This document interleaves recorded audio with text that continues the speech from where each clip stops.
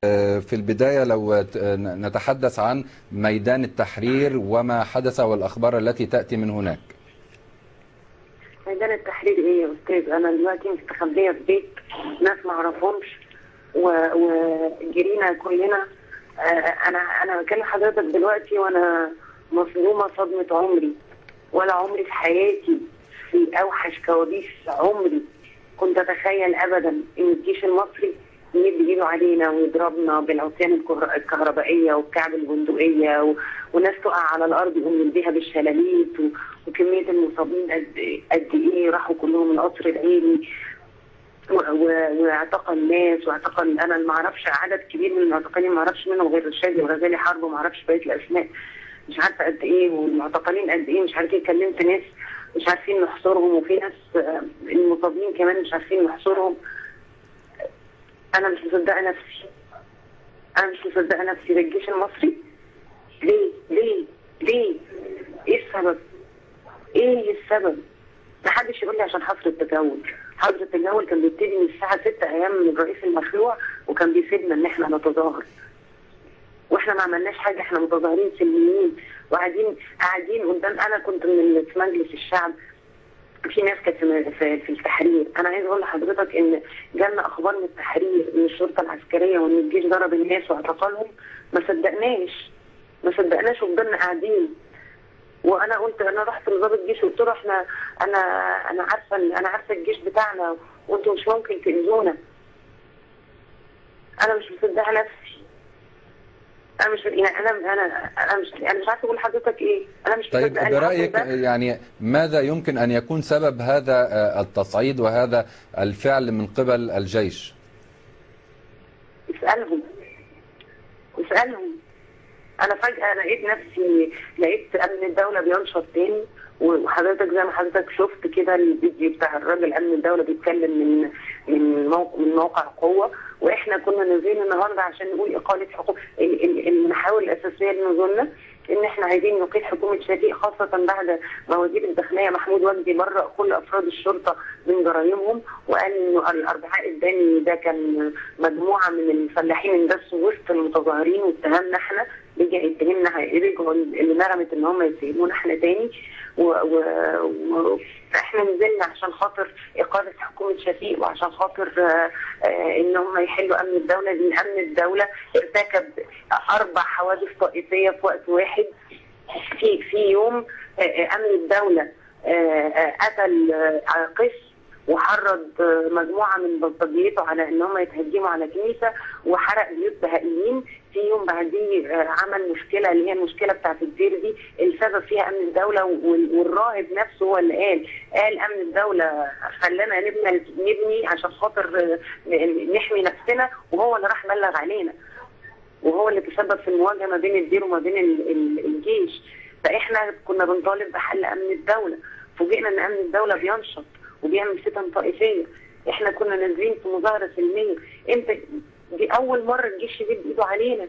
والنهارده قبض على ناشط اسمه تامر السعيد ونزل فيه ضرب، الولد طالع وشه كله. انا مش مصدقه نفسي. ده الجيش.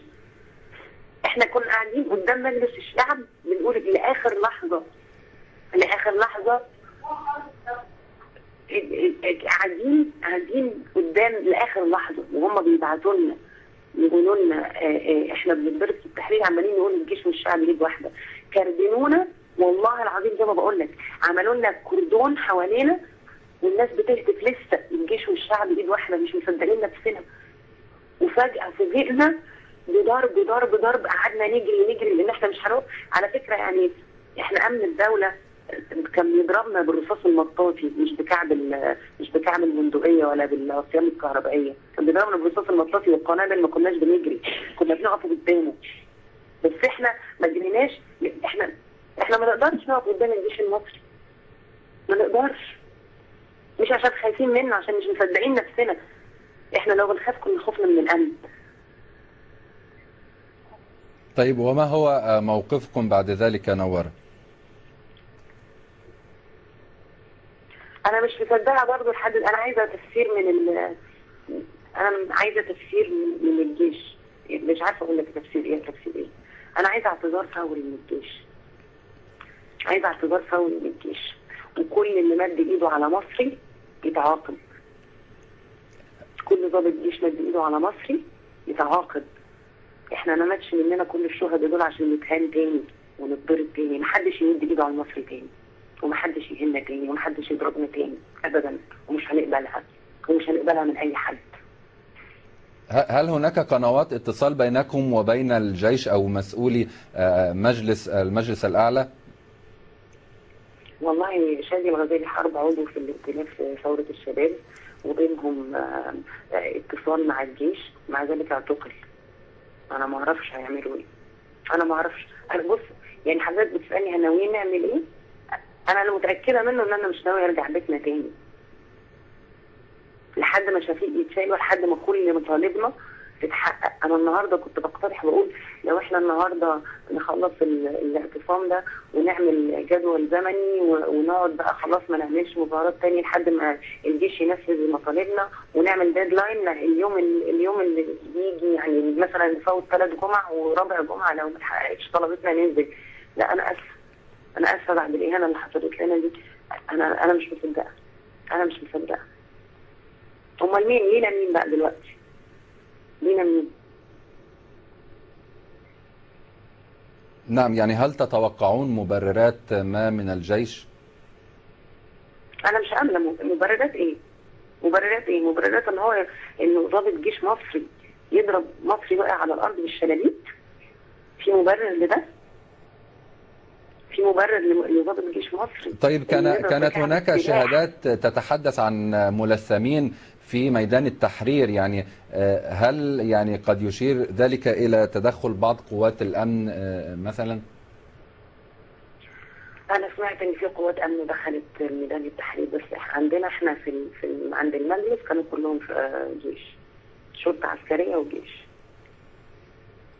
نعم. طيب نورة، استمعت يعني إلى تصريحات مدير أمن محافظة البحيرة اللواء أبو قمر، يعني أعتقد أن هذه التصريحات أثارت ردود فعل خاصة على الصفحات المواقع الاجتماعية ومن قبل المدونين. بص حضرتك، الثورة دي ثورة شعب، مش ثورة أي حد تاني، ومش ثورة أي مؤسسة تانية مهما على شأنها. الثورة دي ثورة شعب، احنا اللي عملناها، واحنا اللي قدمنا شهداء، واحنا اللي قدمنا تضحية، واحنا اللي نمنا في الشارع عشان نعملها. مطالبنا هي اللي تمشي، والكلمة كلمة الشعب والشورى شورته زي ما بيقولوا بالمصري. اللي الشعب المصري عايزه هو اللي يتعمل. حل أمن الدولة على أولويات مطالب الشعب المصري. الراجل ده مش هيكفيني ان هو يتاخد كبش كده ويتعاقب على اللي هو عمله. طبعا لازم يتقدم ضده قضيه ويتعاقب، بس جهاز امن الدوله كله يتحل. في دوله محترمه فيها جهاز امن دوله، الى جانب ان حكومه شفيق اللي احنا اتضربنا عشانها النهارده لازم تمشي امبارح، واللي احنا عايزينه هو اللي هيحصل. ولو الجيش المصري عايز يدوس علينا بالدبابات يدوس علينا، احنا مش هنعتدي على الجيش المصري ولا عمرنا ايدنا هتترفع عليه. وزي ما هم النهارده ضربونا واحنا ما مديناش ايدنا عليهم، هنفضل كده. لو عايزين يموتونا يموتونا. طيب نورة، يعني هذه التصريحات التي انتشرت بشكل واسع على الانترنت، هل تعتقدين انها يعني يمكن ان تؤشر الى ما يحدث الان مع المتظاهرين ومع المعتصمين؟ ايوه طبعا، في حاله صدمه فظيعه. يعني انا اللي بلغني دلوقتي انه الناس كلها مش مصدقه، مفيش حد مصدقه. يعني اقصد تصريحات، احنا عشان نستوعب الصدمه دي احنا مش عارفه، يعني مفيش حد مصدق. نعم، يعني كنت اقصد تصريحات مدير امن البحيرة عندما تحدث عن يعني بطريقة اثارت غضب فئات كثيرة عن المتظاهرين وعن فئات الشعب بشكل عام. لا ده هيمشي، ده هيمشي وذاته هيتحل. ده عمال يهوب في الكلام، عمال يقول احنا جامدين واحنا ثابتين واحنا سياد البلد دي، بس احنا يعني. وبعدين الراجل واقف جنبه يقول ايه، بس مش عايزين يعني نتعالى عن الناس. هو مش عارف يعمل ايه، يعني عمال لا ده احنا جامدين قوي، ولا جامدين ولا حاجه، دول جريوا قدامنا. كانوا فين الجامدين دول يوم 28؟ نعم يعني هم والامن المركزي وكل الناس اللي تجرأت على الشعب المصري ربناهم كويس وجريناهم قدامنا واختفوا من وشنا. نعم يعني بعض الآراء يعني رأت في هذه التصريحات أن عقلية رجل الأمن أو عقلية الداخلية يعني لم يحدث فيها هذا التغيير بعد الثورة وبعد تحقيق كثير من مطالب الشعب. يعني هناك تغيير لا بد أن يتغير معه الطريقة أو الأسلوب، ولكن يعني هل حدث ذلك؟ امال احنا نازلين ليه؟ ما احنا عارفين ان ما حصلش تغيير. ما احنا عارفين ان ما حصلش تغيير، واحنا لو حصل تغيير في الداخليه وحصل تغيير في عقليتهم وفي طريقه معاملتهم كنا تعبنا في راويين احنا يعني بس في الشوارع. ما احنا نازلين عشان كده.